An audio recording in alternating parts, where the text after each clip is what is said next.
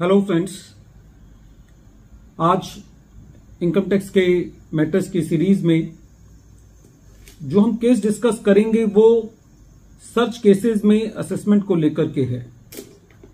Search cases की assessments में limitation period का बहुत ज्यादा डिस्प्यूट रहता है। सर्च केसेस के अंदर दो लोगों की दो टाइप के एसएससीज की असेसमेंट मेनली की जाती है। पहले वो एसएससी जिसके यहां सर्च होती है और दूसरे वो एसएससीज जिनके यहां सर्च नहीं होती लेकिन जिनके डॉक्यूमेंट्स उस एसएससी के यहां मिलते हैं जिसके यहां सर्च हुई होती है।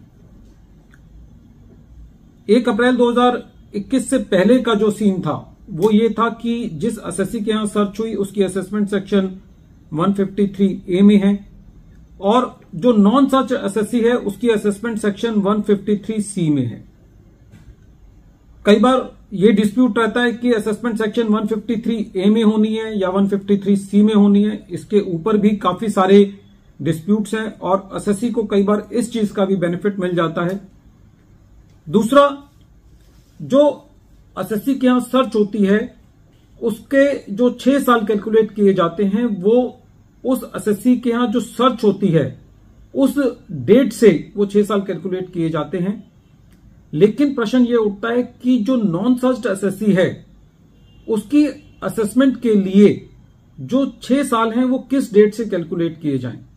एक डेट तो वो जिस डेट पे एसएससी के यहां सर्च हुई और दूसरी वो डेट जिस डेट पर जो सर्च्ड एसएससी होता है उसका assessing officer non searched SSC के असेसिंग ऑफिसर को नॉन सर्च्ड एसएससी से रिलेटेड डॉक्यूमेंट जो है वो हैंड ओवर करता है।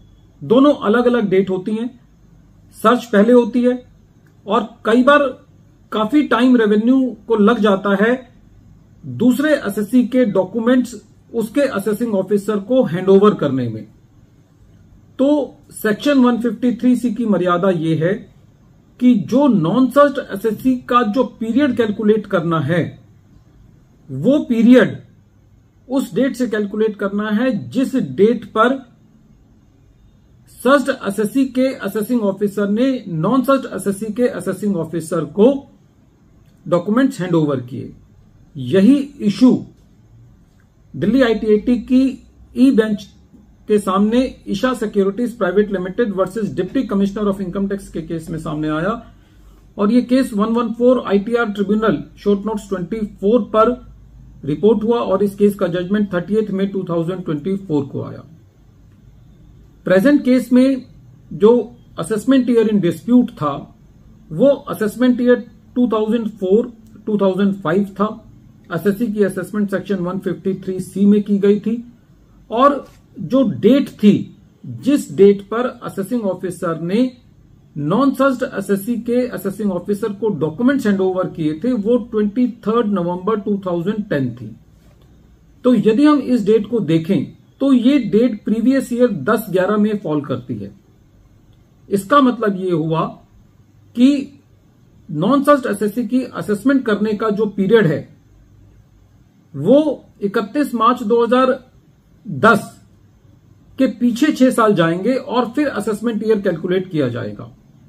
क्योंकि 23 नवंबर 2010 को डॉक्यूमेंट्स हैंडओवर किए गए तो इसका मतलब जो ईयर पुराने वाला एंड हो रहा है वो 31 मार्च 2010 हो रहा है।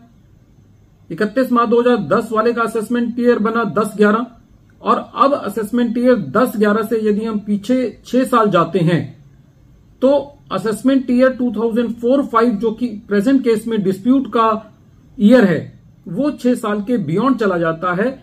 इसीलिए जब ये मैटर दिल्ली आईटीएटी की ई बेंच के सामने था तो ट्रिब्यूनल ने ये कहा कि क्योंकि जो डॉक्यूमेंट्स हैं वो 23 नवंबर 2010 को हैंडओवर किए गए हैं तो उसके हिसाब से जो असेसमेंट ईयर 4-5 का पीरियड है वो टाइम बार है। क्योंकि रेवेन्यू खाली पिछले 6 सालों की ही असेसमेंट कर सकता है। जो लास्ट ईयर की असेसमेंट रेवेन्यू कर सकता था वो 2005-06 की कर सकता था। इसीलिए प्रेजेंट केस के अंदर असेसमेंट ईयर 4-5 की असेसमेंट जो है वो टाइम बार्ड है और असेसिंग ऑफिसर के पास उसकी असेसमेंट करने की जुरिस्डिक्शन नहीं थी। तो इस केस में ट्रिब्यूनल ने टेक्निकल ग्राउंड्स पर असेसमेंट ईयर 4-5 की असेसमेंट को क्वेश किया।